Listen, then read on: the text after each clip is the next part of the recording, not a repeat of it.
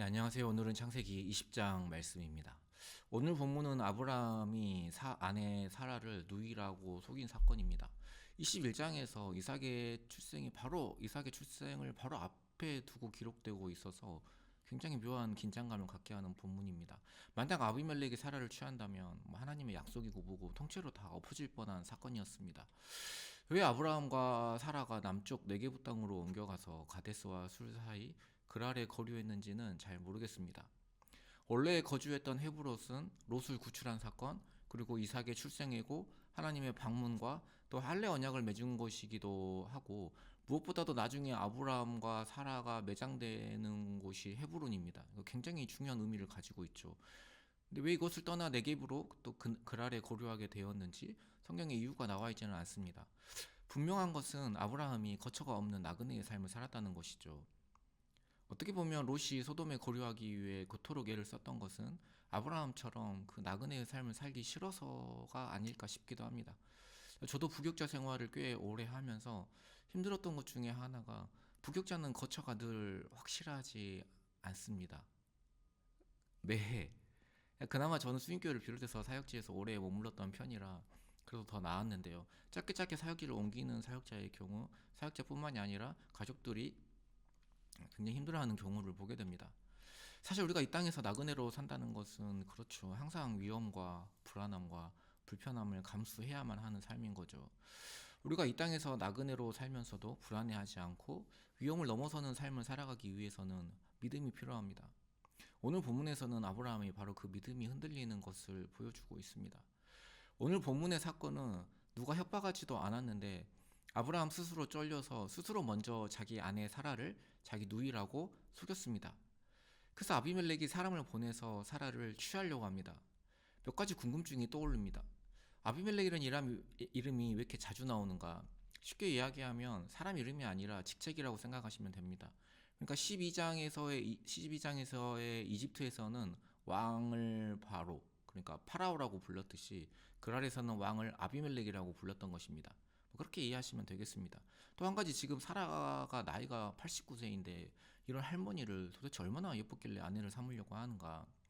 이거는 사라가 예뻐서가 아니라 아브라함이 재력가예요. 또 훈련된 군사도 제법 데리고 있었습니다. 그리고 더군다나 떠돌이였죠. 그러니까 아비멜렉 입장에서는 그의 여동생인 사라를 취해서 어떤 경제적인 또 정치적인 영향력을 확보할 목적이었을 것입니다. 그러니까 똑같은 사건이 반복되는데, 이집트 사건은 언약이 처음 소개된 지 얼마 안 돼서 바로 발생했고, 그랄 사건은 이삭의 출생 바로 앞에 또 그 시점 99세에 일어났습니다. 그러니까 20년이 지난 지금 아브라함이 여전히 인간적인 두려움과 불신을 극복하지 못했음을 보여주고 있습니다. 어쩌면 사라가 불임 상태이고 생리까지 끊겨졌으므로 다른 남자가 그녀를 취하는 일이 큰 문제가 되지 않겠구나라고 여겼을지도 모르겠습니다. 그러나 하나님은 반드시 이삭을 아브라함과 사라를 통해 태어날 것을 약속하셨죠. 그러니까 아브라함이 믿지 못한 거예요. 이번에도 하나님께서 개입하시죠. 그러니까 아브라함이 스스로 자기 믿음 가지고 약속을 지켜낼 만한, 약속을 이루어갈 만한 어떤 믿음이나 능력이 없어요. 그러니까 하나님은 이집트에서처럼 그랄에서도 사라와 아브라함을 보호하심으로 언약을 지켜나가십니다. 전에는 바로와 궁에 큰 재앙을 내렸다면 이번에는 아비멜렉의 꿈에 직접 나타나시죠. 그만큼 중요한 문제였습니다. 긴급한 문제였죠. 아니, 이삭의 출생이 지금 바로 다음 해인데 20년을 기다려왔는데 이건 하나님 입장에서도 기가 막힐 일입니다. 아무튼 아비멜렉 입장에서는 또 이게 억울하죠. 속인 건 아브라함이고 자신은 진짜로 사라가 아브라함의 누이인 줄 알았기 때문입니다. 진짜 재미있는 것은 아비멜렉이 하나님께 이렇게 항변합니다. 4절 말씀입니다. 주께서 의로운 백성도 멸하시나이까? 이거 어디서 많이 들은 문장 아닙니까? 아브라함이 소돔을 위해서 중보할 때 아브라함이 하나님을 향해서 했던 기도의 핵심 내용이었습니다. 지금 역할이 바뀐 거죠.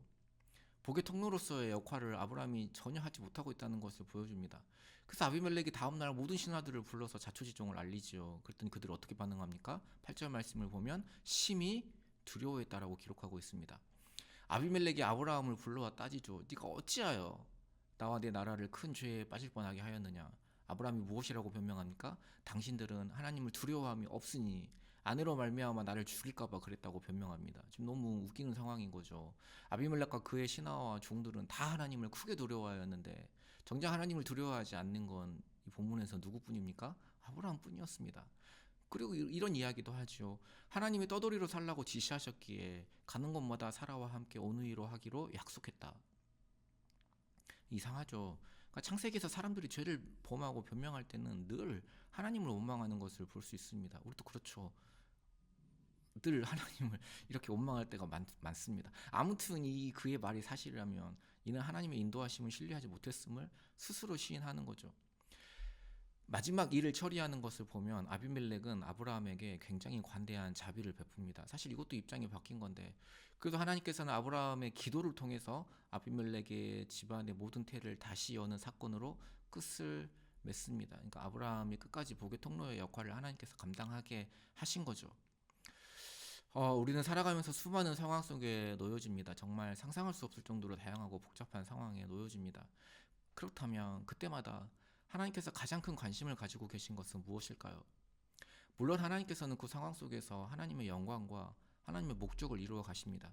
그게 가장 큰 목적이고 그 일에 있어서는 실패하지 않으십니다. 근데 이것과 더불어 하나님께서는 그 상황 속에 있는 택하신 하나님의 자녀들, 그러니까 자신의 백성들, 그러니까 우리들에게 지대한 관심을 가지고 계십니다. 우리가 그 속에서 하나님의 자녀답게, 하나님의 백성답게, 정말 하나님 아니면 안 되는 사람으로, 하나님의 신실함을 의지하는 사람으로, 그것만 믿는 사람으로, 하나님의 부르심에 합당한 사람으로 완성되어져 가는 것에 가장 큰 관심을 가지고 계십니다. 그래서 때로는 우리의 상식을 깨는 방식으로 움직이십니다. 나무라셔야 하는데 더 선하게 대해 주실 때도 있고, 또 그런 우리에게 중요한 역할을 맡기시기도 합니다. 그리고 무엇보다 변함없는 은혜 가운데 놓아두십니다. 이번 일을 통해서 아브라함은 얼마나 하나님께서 신실하신 분이신지, 자신이 반대로 얼마나 자격 없는 사람인지 절절히 느끼게 되었을 거예요. 하나님께서는 우리를 통해 당신의 뜻을 이루시고 그 과정에서 우리가 하나님의 부르심에 합당한 사람으로 다듬어져 가도록 필요한 모든 일들을 행하십니다. 때로는 내가 그 사실을 인식하지 못할 때라도, 우리의 믿음이 흔들리더라도 그렇게 일하십니다. 그런 하나님을 신뢰하며 오늘 하루도 살아가시기를 예수님의 이름으로 소망합니다. 기도드리겠습니다.